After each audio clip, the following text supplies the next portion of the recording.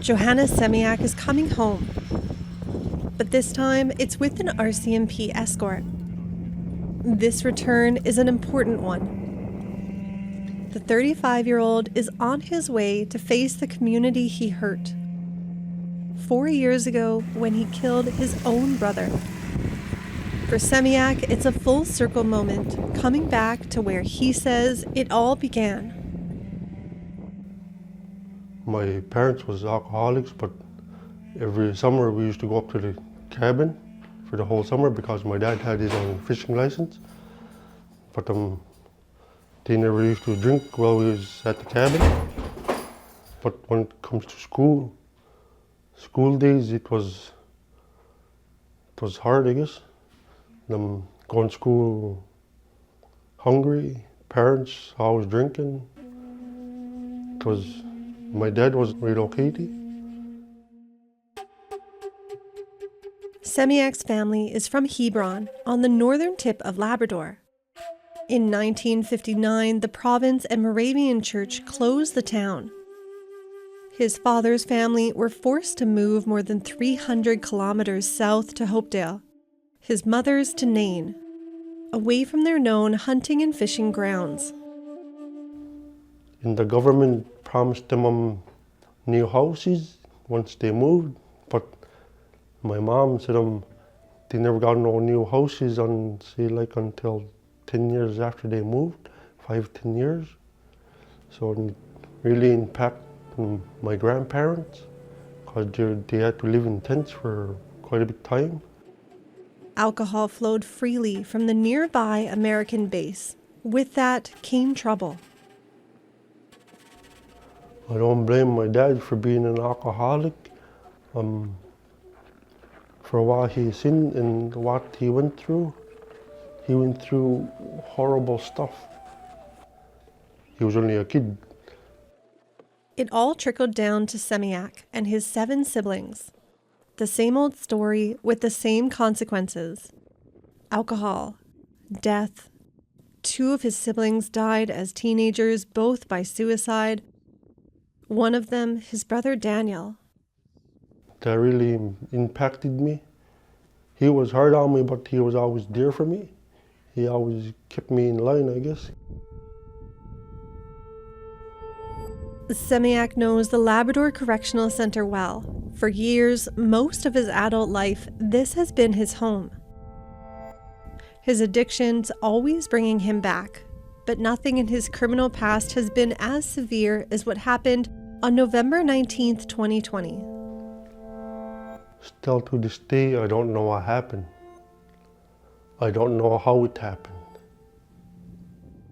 An agreed statement of facts fills in the gaps. Semiak and his brother Thomas Tuglavina were drinking, happy. The 2 were friends, shared family, shared trauma. Court documents say early one morning there was a fight. A neighbor pulled Semiak off his brother before they both walked away. The first thing I remember is going to my brother's apartment to drink and smoke weed, and I don't know what happened after that. I guess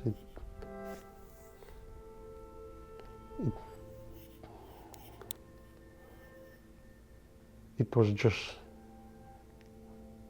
drinking too fast, I guess. I still don't know what happened. Later that day, Tuglavina went to the clinic with severe stomach pains. He died the same afternoon while waiting for the medevac. An autopsy showed the cause of death was internal bleeding. According to police, Semiak confessed to family that he kicked his brother in the stomach. It's a story that isn't rare here on Labrador's north coast. Sadly, quite the opposite. As a justice worker with the Nunatsiavut government, Erin Broomfield sees it firsthand. Whether it was relocation, residential schools, the assimilation away from traditional Inuit life to more European mainstream ways, the loss of culture, the loss of language,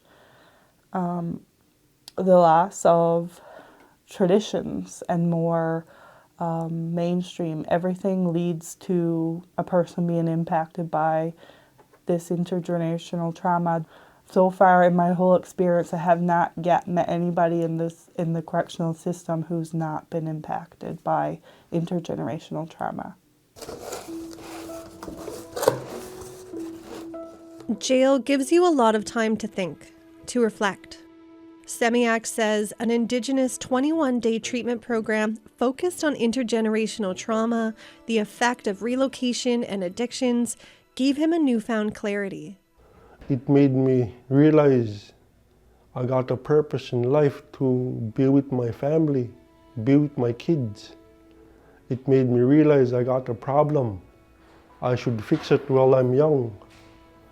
And it made me go deep in my mind, I guess, to think about what really happened to me. Made me realize who I'm supposed to be, I guess. Now he sees the potential for other men like him, and there are many. Statistics Canada says Indigenous people make up 5% of Canada's population. Yet, Indigenous people make up 32% of inmates in federal penitentiaries. Think about it. How many people who are born and raised in the island of Newfoundland reflect deeply on what's going on with Indigenous people in Labrador? How many of us have even been to Labrador? Not very many, I don't think. I know I would never have probably gone there if it wasn't for being a lawyer. So we can't ignore people to death, is what I'm saying. And at the same time that we can't ignore people to death, we can't be inappropriately activist and come from a place of ignorance and make it worse. Broomfield says there's a movement happening, Indigenous people advocating for themselves and others, even from behind bars. I'm kindly asking to meet with you as I would like to talk to you about my experience in the Enel correctional system. Last November, Semiak started writing, sent letters to the Ministers of Justice, Health, and the Superintendent of Prisons. I would like to share with you where I come from and how I grew up to help you understand how the correctional system has not been helpful to me over the years and how it can be changed to better help Inuit people. The Minister of Justice, he don't realize what he's doing to Indigenous people. He wants sweeping changes tailored for Indigenous people. It starts, he says, by understanding what Inuit have been through and the ongoing discrimination they still face. We should get more program in here for like land base, keep people connected to their culture, to their language, to their people, to their elders. I think it's really a powerful thing. I like to see Inuit and Indigenous people taking more of a voice for themselves and speaking up and challenging any type of service or system that they don't feel is working for them.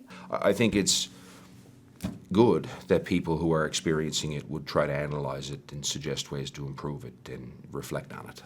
I think so. I think that probably needs to happen, and I think there probably are no one better situated than an Indigenous person who's experiencing it, right?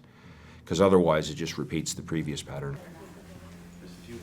For Semiak, this moment is a step towards breaking the pattern. Here in Hopedale, he's taking part in a sentencing circle. There hasn't been one in Labrador for at least the last 5 years. It's where he'll try to make amends, to say sorry, to start anew. Community members and elders will gather as he apologizes to his sister, his partner, his community.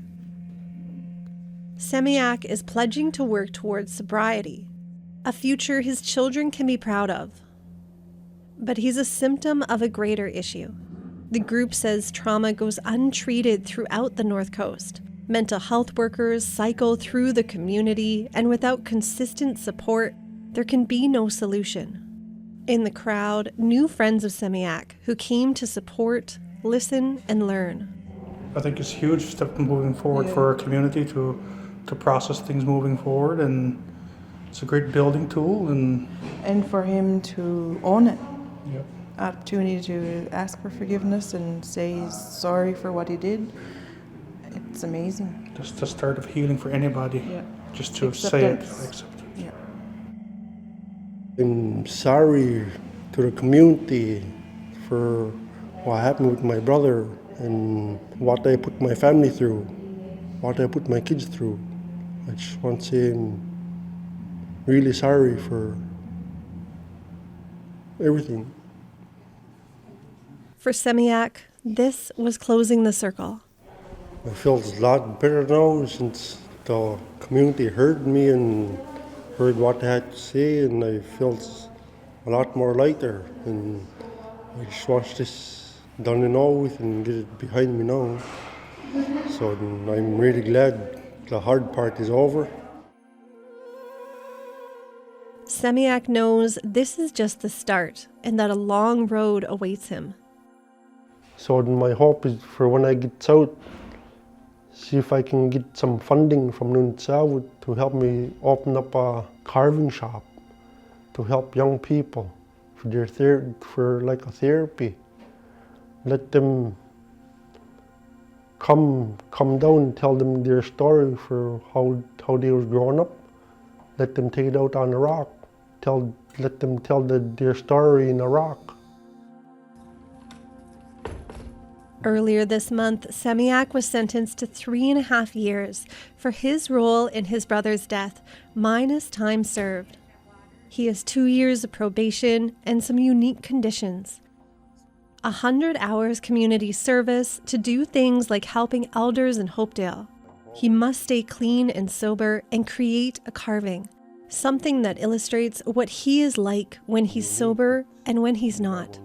His creation must be presented to the court, and Justice Stacey Ryan hopes he'll display it proudly for others. I want my community just to know who I really am instead of just an alcoholic. I want to break the cycle for what my father went through. I know I can break the cycle. Heidi Adder, CBC News, Hopedale.